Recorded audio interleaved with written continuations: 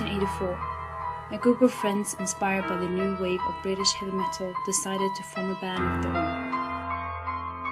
Their main influence was the British heavy metal band Venom, who had just released an album titled Black Metal. They took the name from one of Venom's songs titled Mayhem with Mercy. They even took stage names as Venom had done. Jørn Stubberud, the bassist, chose Necro Butcher. Kjetil Manheim, the drummer, took his last name Manheim, and Øystein Aarseth, the guitarist, took Euronymous, which means in Greek for the Prince of Death. How prophetic this name would be, the young Øystein had no idea, nor did the world of what was to become Norwegian black metal.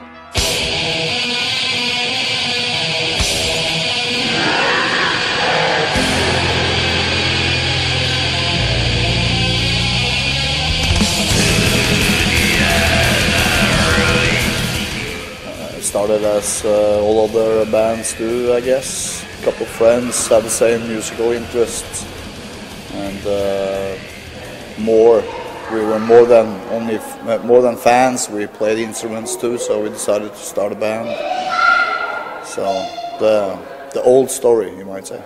What we were trying to do within our universe, with our expression was of course heavy metal, and we wanted to do something really aggressive, dark, and take the music genre to the extreme. I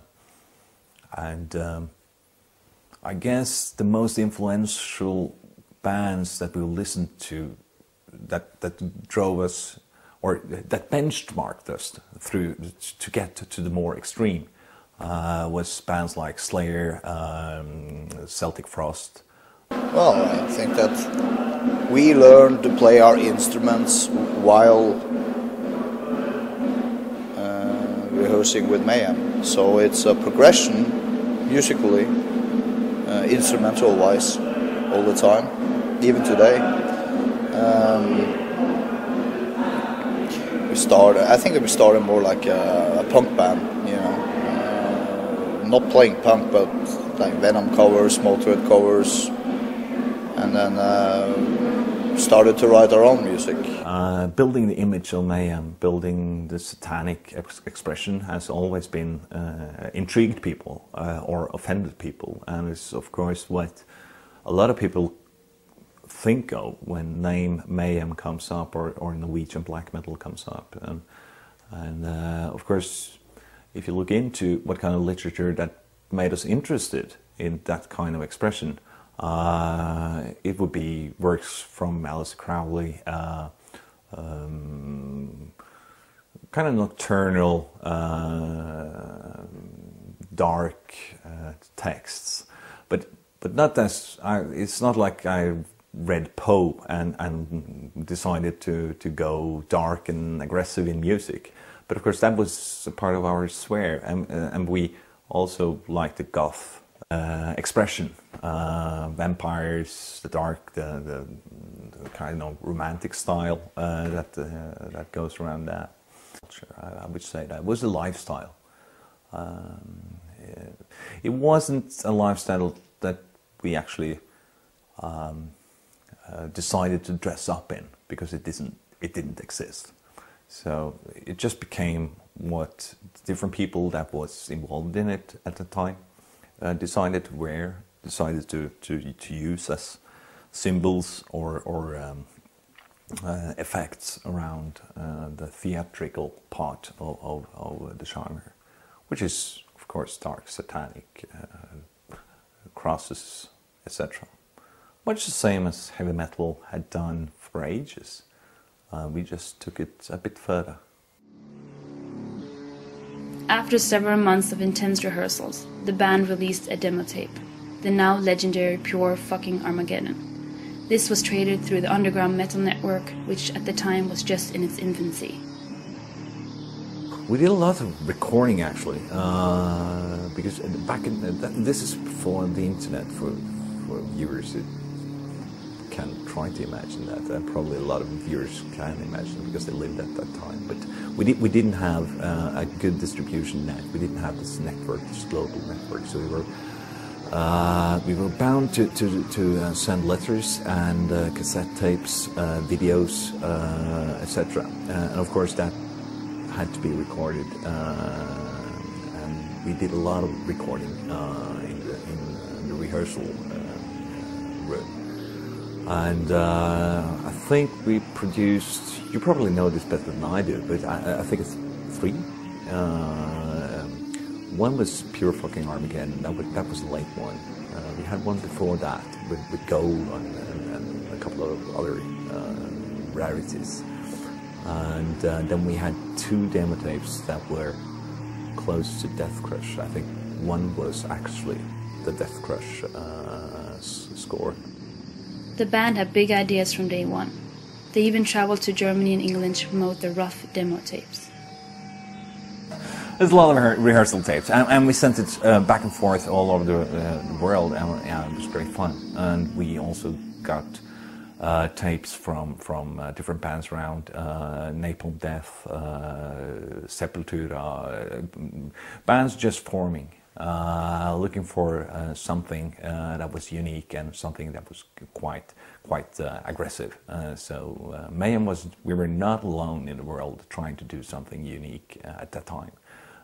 As the band had no permanent vocalist or frontman, they used 2 friends as session singers, Billy Messiah and Sven Erik Christensen with the name Maniac.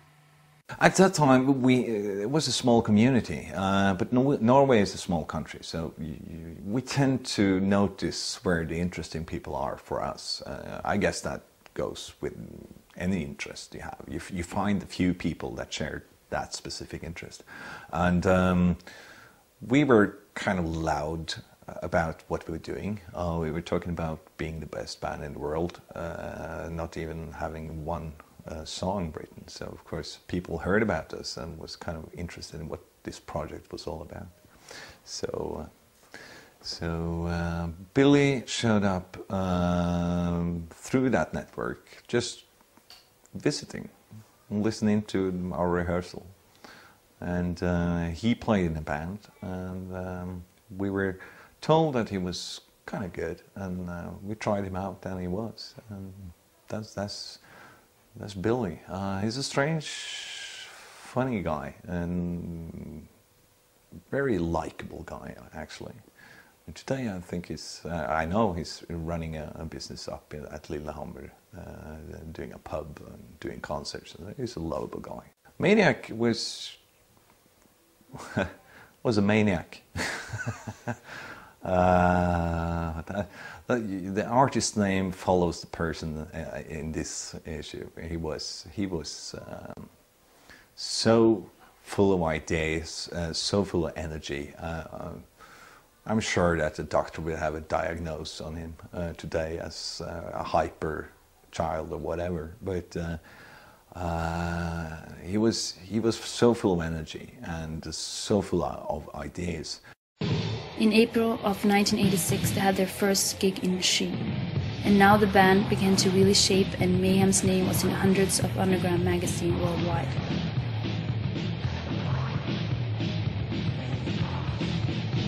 The concert is special in the way that it's recorded. It's on YouTube. I've seen it there. It's the first time that the black metal expression, as I know it, was exposed on stage, and pretty bad, of course. A lot of loose ends. There were no pig's heads or anything on that stage, but it was crosses and was red light. It was aggression. It was the makeup, everything. Of course, Øystein showed his ass to the audience, which is a classic. 1987 was the year that Mayhem was truly to arrive onto the metal scene, with the self-released mini-album Death Crush. The young guitarist Euronymous went to Germany again to contact Konrad Schnitzler, a musician from Tangerine Dream. They two became friends, and Schnitzler later sent Mayhem a piece of music that they could use on the Death Crush album. Still, 20 years later, the piece Sylvester Enfant is instantly recognizable as the Mayhem introduction. So I think that Death Crush was very primitive, but it was something there. You know, we had our own sound, we had our own expression, and just been building on that ever since.